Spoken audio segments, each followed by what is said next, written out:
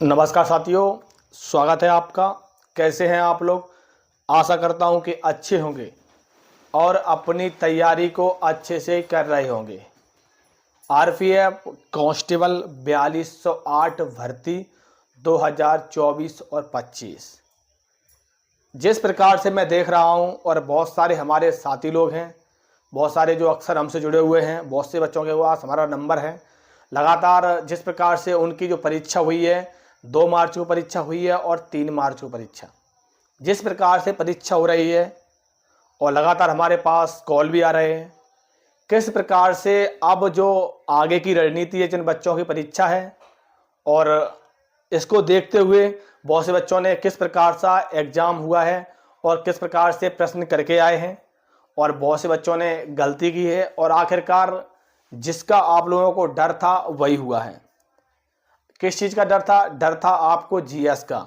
GS में सबसे ज़्यादा स्ट्रेटेजिक जीके से आपके प्रश्न पूछे जा रहे हैं, जो कि मैं आप लोगों को ऑलरेडी बहुत समय से बता रहा हूं कि आपको स्ट्रेटेजिक जीके के प्रश्न आपसे आ रहे हैं, वो आपको कहां से कवर करना होगा।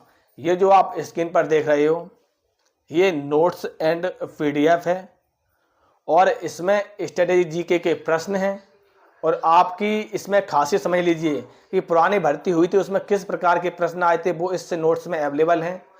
आगे की जो आपकी परीक्षा है वो उसमें किस प्रकार के प्रश्न आने वाले हैं, वो इसमें उसी को देखते हुए बनाया गया है।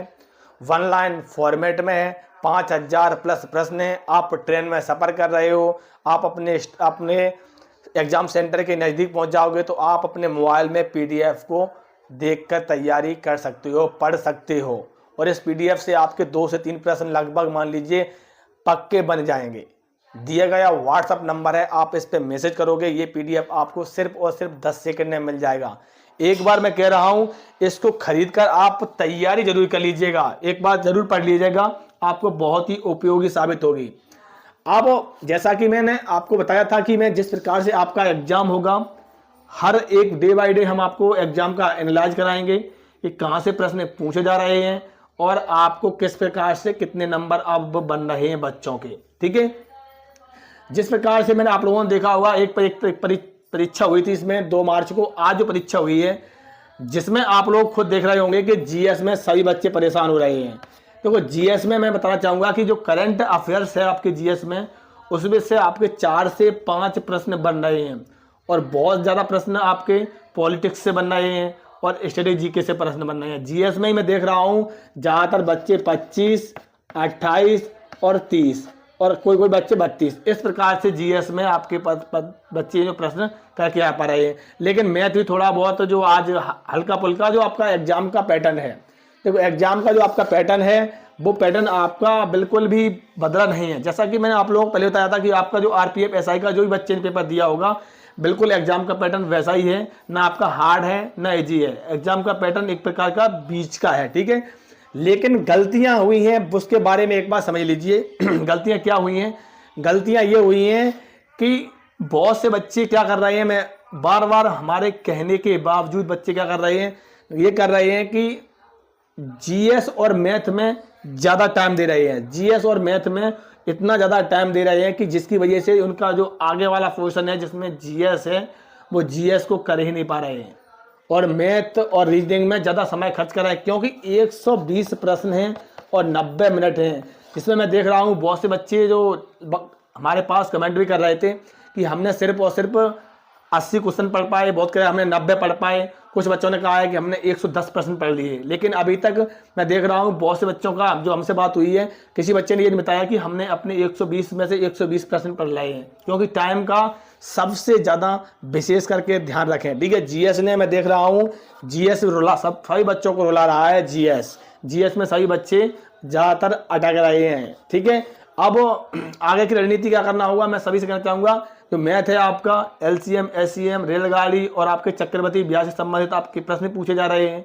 ठीक है, और सेटिंग से और रीजनिंग में सेटिंग से, रक्त संबंध से आपके जो प्रश्न पूछे जा रहे हैं। आप ये चैप्टर हैं जो मैंने आप लोगों को पहले ही बताया था कि मुख्य मुख्य चैप्टर हैं, आप ये चैप्टर कंप्लीट कर लोगे तो आपका ये कंप्लीट हो जाएगा। ठीक है, अब ये देख लीजिए कि जिस प्रकार से जो बच्चों से हमारी बात हुई है, हमारे पास बहुत सारे बच्चे जुड़े हुए हैं, हमारा व्हाट्सअप नंबर है और कॉलिंग नंबर भी है उनके पास। तो जो पेपर दे के आ रहे हैं और मैं उनसे बात भी कर रहा हूँ, जिस प्रकार से मैं देख रहा हूँ कि जब निकल रहे हैं सेंटर के बाद तो नंबर बता रहे हैं, बहुत से बच्चे हैं जो नंबर बता रहे हैं कि हमारे पास कि हमने 82% सही करके आ रहे हैं, बहुत से बता रहे हैं हम 84 करके आ रहे हैं। और कुछ लड़कियों से भी बात हुई है, वो कह रहे हैं कि हमारे 76 नंबर आ रहे हैं, वो कह रही हैं हमारे 81 नंबर आ रहे हैं। और कुछ बच्चे जो अच्छे थे वो बता रहे थे कि हमने अच्छे प्रश्न करके आए हैं, हमारे 90 नंबर आ रहे हैं, किसी को बता रहा है कि हम 100 प्रश्न करके आ रहे हैं। इस प्रकार से जो एवरेज है वो अकॉर्डिंग यही निकल के आ रहा है, एवरेज। तो अब जो इस प्रकार से एवरेज है, अभी जो नंबर है जिस प्रकार से आप लोगों ने आरपीएफ एसआई में देखे होंगे, बहुत से बच्चे पेपर से पहले बता रहे थे कि हमारे नंबर इस प्रकार से इतने बन रहे हैं, लेकिन जब वो पेपर हुआ था, जब आंसर की आई थी, तो आंसर की आने के बाद हर एक बच्चे के नंबर लगभग 8 से 10 नंबर घटे थे। जिस प्रकार से नंबर आए हैं उसके अकॉर्डिंग मान के चलना चाहिए कि अगर मेल की बात करें, अगर लड़का है, अगर आपके 80 प्रश्न बैठ रहे हैं, आप सही करके आए हो, तो आपकी संभावना बन रही है। और लड़कियों की अगर बात करें तो लगभग मान लीजिए 70 प्रश्न अगर आप करके आ रही हो तो आप सही प्रश्न करके आ रही हो। उसके बाद तो बहुत से बच्चों ने तुक्का लगाया है, बताना चाहूँगा तुक्का के लिए मार्किंग है आपकी। और आपको जिस प्रकार से एग्जाम होता जाएगा हम आप लोगों को एनालाइज कराते रहेंगे, उसके लिए आपको हमारे इस यूट्यूब चैनल से जुड़े रहना होगा। नमस्कार, जय हिंद।